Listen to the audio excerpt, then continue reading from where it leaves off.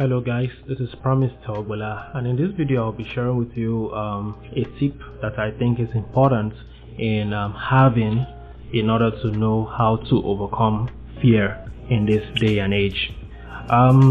So first off, we live in the information age where there's a lot of information. We are being bombarded by information left, right, and center. And yes, there's a good side to this. When you're bombarded with information the way we are, you are able to stay up to date with news, you're able to stay up to date with information, you're able to stay up to date with scholarships, job opportunities in general all over the place. However, when people think about it in this way, they forget to look at the flip side, which is that with this glut of information, two other things come with it. First of all, you're able to be more aware of fearful events that are happening even in regions that are far away from where you're staying, and also there's a tendency to be kept up to date with things that are totally out of your control. And these two factors I just mentioned, that's one of the ways that information and the glut of information we have in this day and age is causing fear. A lot of people are fearful, and they live in a constant state of anxiety and stress. And that reminds me of an interview I was listening to some years ago where Ryan Holiday is a media strategist, and he wrote the best-selling book Trust Me, I'm Lying, Confessions of a Media Manipulator. He broke down how the media works in this information age. Now, he said that anytime you see sensational news, usually you see it on social media or you listen to it in some news company or the other, it is because these people that are behind these news companies, they are being paid by virtue of how many people they can pull to the website or how many people they can get to tune in into these sensational TV shows, radio shows, or podcasts. Now, what happens is that when you have a lot of people congregating in a particular website or listening to a particular news medium, that means that that company becomes more valuable. Why? Because other companies that need to advertise, other companies that need to position themselves for branding, they can partner with these news organizations, and of course they get exposure, which does not come for free. So there's a pressure on these news people, there's a pressure on these news or information providers to try and look for sensational news. Why? Because that is what would attract people to the website or people to tune into the podcast in the first place. And then secondly, we live in a day and age where errors in information is forgivable.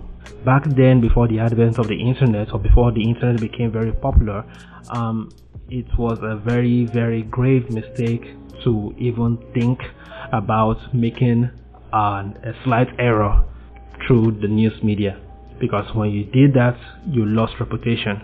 But fast forward 50 years, fast forward to this present age, it's no more the same. Why? Because a lot of people just want the sensational news. It kind of triggers a very nice, rewarding sensation to the listener or to the consumer of the information that yes, I'm in the know.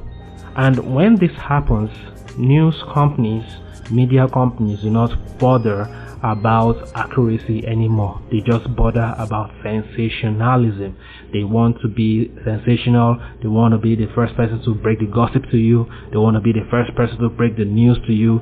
They want to remain sensational. And in the event where they make a mistake as a result of trying to be sensational, what do? They release more news to correct the previous news without any dramatic loss of reputation. And that's just one aspect of how dangerous the media and news providers have become in this present day and age. And secondly, I was speaking to a friend of mine who studied mass communication in the university, and he introduced me to the concept called the bullet theory. And the bullet theory simply says that people are pretty much like sitting ducks, where that hunters are like the news agencies are like hunters, and people are like sitting ducks. So people just sit down there, and the hunters keep on firing and firing and firing, bullet after bullet after bullet after bullet, and the people just keep on sitting down there, taking it all in without processing it, without criticizing it, without thinking accurately whether it makes sense, without thinking accurately whether that information is even necessary for them to know. They just want to be informed. They just want to be on top of the situation. And when you expose yourself to information this way, without paying attention to accuracy, without paying attention to how you are receiving this information, one thing is certain to happen. You start building up fear in your heart. You start building up fear. You live in a constant state of stress and anxiety. So how can you overcome fear that comes in this way, especially in this day and age?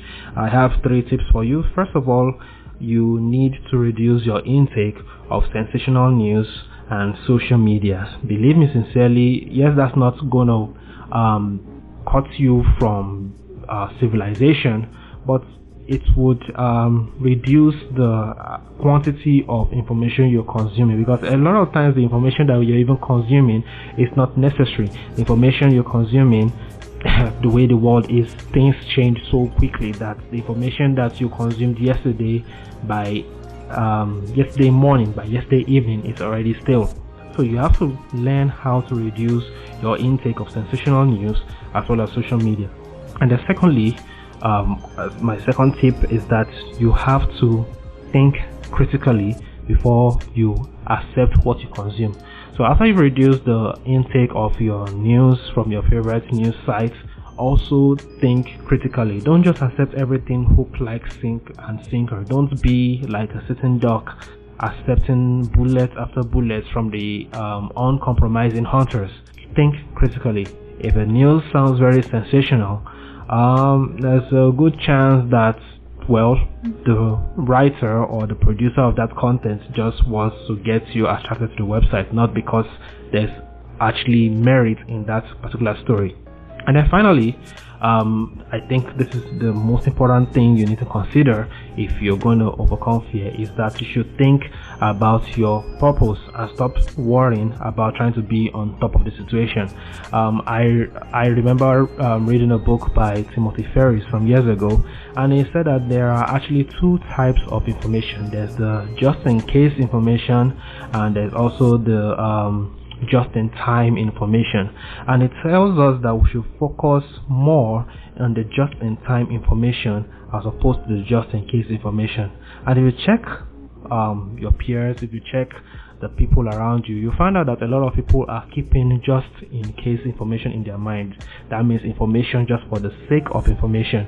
It's not adding to themselves, it's not adding to their lives, it's not aligned with their purpose and what they want to achieve out of life. So they just keep on having this information in their heads, and the good, the bad, it weighs them down, and they live in a constant state of fear.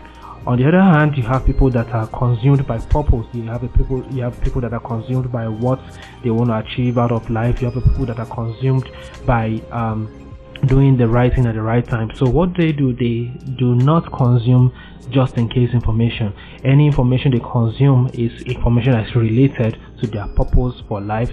The information they consume is related to what they want to pursue.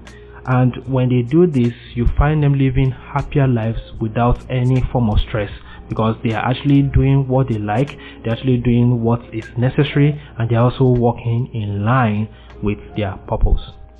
So that is it from me. I'm sure that you learned a thing or two, and what I just shared with you actually is like an excerpt from my latest book, which I called Mastering the Art of Observation: Timeless Principles for Crystallizing Every Potential Trapped Within and Around You. And if you want to find out more information about what I've talked about concerning fear, I devoted an entire chapter to how you can eliminate fear.